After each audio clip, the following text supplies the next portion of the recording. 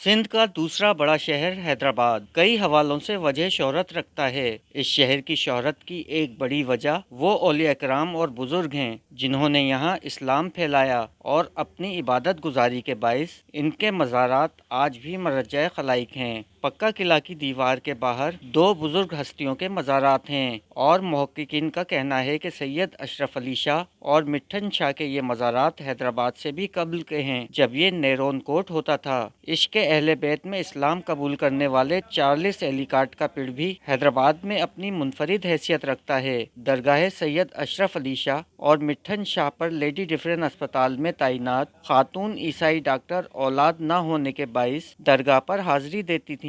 ان خاتون کے یہاں بیٹا پیدا ہوا جس کا نام چارلس ایلیکاٹ رکھا گیا۔ اس حوالے سے زوار عبدالستار درس نے بتایا، جس جگہ ہم بیٹھے ہیں یہ درگاہ اشرف علی شاہ اور درگاہ مٹھن شاہ بخاری پکا قلعہ حیدرآباد مقام ہے، جو درگاہ اور پڑ کے حوالے سے معروف ہے۔ تاریخ میں اس کا تذکرہ ڈاکٹر نبی بخش بلوچ نے حیدرآباد کی تاریخ میں کیا ہے کہ جس وقت نیرون کوٹ کی اثر نو تعمیر کروا دیتے غلام شاہ کلوڑو صاحب، تو اس وقت یہ مزار اپنی جگہ پر موجود تھا، اور انہوں نے یہاں پر قلعے کی جو نئی دیوار اٹھوائی وہ بیچ میں سے اٹھوائی، ایک حصہ اندرون قلعہ اور ایک حصہ بیرون قلعہ قرار دیا۔ یہ مزار بیرون قلعہ میں واقع ہے۔ اس وقت یہ مزار پہچانا جاتا ہے ایلی کاٹ کے پڑ کے نام سے۔ تو وجود تو اس کا صدیوں سے ہے۔ تاریخ میں جو تذکرہ ملتا ہے یا یہاں کے متولیوں کی زبانی جو سلسلے بتائے جاتے ہیں کہ 1803 میں یہ چانڈیو برادری رادھن سے مائیگریٹ کر کے یہاں پر آئی تھی، اس دور سے یہ لوگ نسل در نسل یہاں کے متولی ہیں۔ چارلس ایلیکاٹ نے ابتدائی تعلیم حیدرآباد سے ہی حاصل کی، اور اپنی والدہ کی عقیدت کے باعث وہ بھی درگاہ اشرف علی شاہ اور مٹھن شاہ پر حاضری دیتے رہے۔ بعد ازاں وہ اعلیٰ تعلیم کے لیے انگلینڈ روانہ ہو گئے۔ اعلیٰ تعلیم سے واپسی کے بعد بھی ان کی محبت اور عقیدت میں مزید اضافہ ہو گیا۔ اس دوران ان کی شادی بھی ہوئی اور اولاد بھی پیدا ہوئی۔ 1938 میں چارلس کی والدہ کا انتقال ہو گیا، جس کے بعد انہوں نے اسلام قبول کر لیا۔ ان کا اسلامی نام شیخ علی گوہر رکھا گیا۔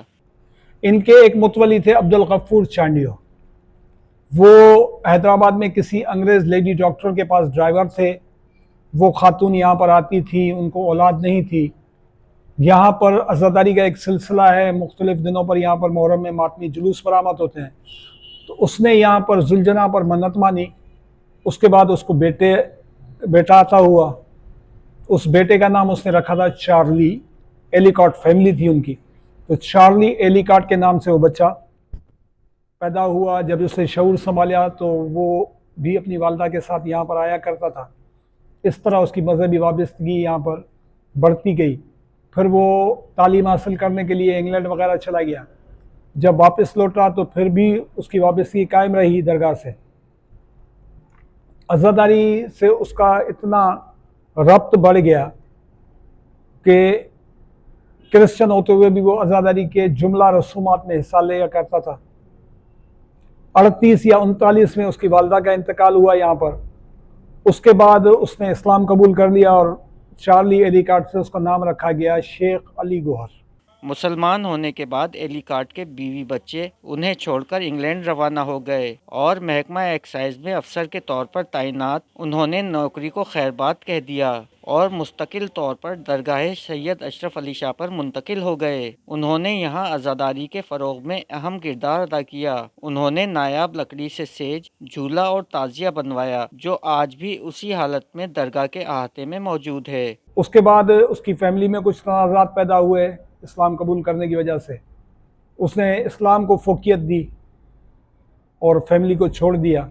اس کی ٹوٹل فیملی یہاں سے واپس روانہ ہو گئی۔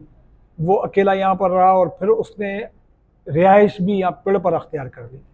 1938 میں کہا جاتا ہے کہ وہ اس مزار سے، اس پڑ سے وابستہ ہوئے۔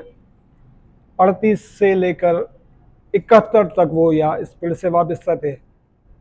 38 39 میں اس نے یہاں پر تعزیے وغیرہ بنوائے۔ 50 یا 51 میں اس نے یہاں پر مزار اور مسجد تعمیر کروائی۔ یہاں کے متولیوں کا یہ کہنا ہے کہ یہ مزار ان کی یہاں وابستگی سے پہلے چھت برداشت نہیں کی جاتی تھی اس مزار پہ۔ انہوں نے 2-4 مرتبہ چھت بنوائی لیکن وہ چھت گر جایا کرتی تھی۔ علی گور جو ایلی کارٹ سے علی گور بنے، انہیں یہ اعزاز حاصل ہوا کہ انہوں نے 50 یا 51 میں اس بازار کو اثر نو تعمیر کروایا، چھت سمیت مسجد بھی تعمیر کروائی۔ اس کے بعد وہ اسی پڑ سے وابستہ رہے۔ 71 میں ان کا یہاں انتقال ہوا۔ حیدرآباد کی عزاداری میں اتنا فعال کردار انہوں نے ادا کیا، اپنے آپ کو اتنا وقف کیا کہ اس وابستگی کی وجہ سے اللہ تعالیٰ نے ان کو انعام میں یہ چیز عطا کی۔ ہر سال 8، 9 اور 10 محرم کو یہی سے جھولا اور تعزیہ درگاہ سے برآمد ہوتا ہے، اور نہ صرف حیدرآباد بلکہ پاکستان بھر سے زائرین یہاں آ کر منتیں مانتے ہیں۔ ایلی کارٹ کی اہل بیت سے محبت کے باعث 300 سال سے موجود درگاہ سید اشرف علی شاہ اور مٹھن شاہ کا نام آج ساری دنیا میں ایلی کارٹ کے پڑ کے طور پر مشہور ہے۔ درگاہ اور پڑ صدیوں سے درگاہ اشرف علی شاہ اور سید مٹھن شاہ بخاری کے نام سے پکارے جاتے تھے۔ وہ آج پوری دنیا میں ایلی کارٹ کے پڑ کے نام سے جانے پہچانے جاتے ہیں۔ ذوالجناح وغیرہ کا سلسلہ تو یہاں پہلے سے قائم تھا، لیکن یہ جو تبرکات بنائے یہ 1938 میں جب وابستہ ہوئے ایلی کارٹ صاحب یہاں پر، تو انہوں نے بنوائے، اور اس سلسلے کو یہاں کے متولی سنبھال رہے ہیں نسل در نسل، جو 1802 یا 3 میں یہاں پر آئے تھے، ان کی نسل ہی ابھی تک متولی ہے۔ اس وقت یہاں کے متولی ہیں علی گور چانڈیو صاحب۔ ان سے پہلے ان کے والد تھے زوار ستار چانڈیو۔ تو اس وقت علی گور چانڈیو اور ان کے برادران وغیرہ جو ہیں وہ اس کا اہتمام کرتے ہیں، وہی یہاں پر جو ہے خدمت کاری کی فرائض سر انجام دیتے ہیں۔ یہ جو تبرکات بنے ہوئے ہیں ان میں ایک تعزیہ 7 محرم کو برآمد ہوتا ہے، ایک جھولا ہے، تعزیہ ہی ہے، جھولا ہے، اس میں وہ 8 تاریخ کو برآمد ہوتا ہے، اور تیسرا جس تعزیے کے ساتھ ہم بیٹھے ہیں یہ تعزیہ 10 محرم کو برآمد ہوتا ہے۔ اچھا، اس کی خصوصیت یہ ہے کہ اس کو لگ بھگ صدی کا عرصہ مکمل ہونے والا ہے، 85 سال سے زیادہ ہو گئے اس کو بنے ہوئے، لیکن آج بھی اپنی اصلی حالت میں موجود ہے، اور اس میں اتنی اعلیٰ کوالٹی کی لکڑی استعمال کی گئی ہے کہ حیدرآباد میں جتنے بھی تعزیے ہیں ان کے مقابلے میں ان تعزیوں کا وزن بالکل نہیں ہے۔ یہ عزاداری میں سندھ اپنا ایک الگ مقام رکھتی ہے، اور سندھ کی عزاداری میں حیدرآباد کی عزاداری اپنا ایک خصوصی مقام رکھتی ہے۔ اس کی وجہ یہ ہے کہ ملک بھر میں جتنے بھی ماتمی جلوس یا عزاداری کے پروگرام ہوتے ہیں وہ مخصوص ایام میں ہوتے ہیں، لیکن حیدرآباد کو یہ اعزاز حاصل ہے کہ یہاں محرم کا چاند نمودار ہونے سے لے کر 8 ربیع الاول تک روزانہ شام مغرب سے لے کر صبح تک ماتمی جلوسوں کے برآمد ہونے کا سلسلہ جاری رہتا ہے بغیر کسی وقفے کے۔ دوسری خصوصیت حیدرآباد کو یہ حاصل ہے کہ ہمارے پاس انتہا پسندی نہیں ہے، ہمارے پاس مذہبی رواداری بہت زیادہ ہے، بلکہ یہ کہوں تو زیادہ بہتر رہے گا کہ ہمارے پاس شیعت کا تصور کم ہے، مولائیت کا تصور بہت زیادہ ہے۔ ہمارے پاس جتنے ماتمی جلوس برآمد ہوتے ہیں ان میں اکثریت ان ماتمی جلوسوں کی ہوتی ہے جن کو برآمد کرنے والے بھی اہل سنت کے ہوتے ہیں اور اس میں نیاز کرنے والے بھی اہل سنت کے ہوتے ہیں۔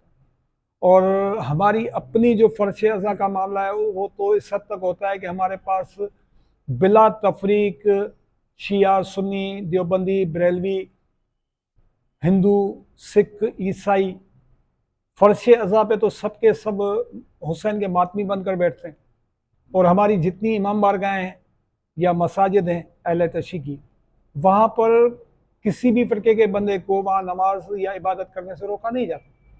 یہ مذہبی رواداری ہے جو دنیا میں اور کہیں نظر نہیں آتی۔ 1938 میں عزاداری کو فروغ دینے والے ایلی کارٹ کا 70 کی دہائی میں انتقال ہو گیا، اور ان کی آخری آرامگاہ درگاہ سے ہی متصل ہے۔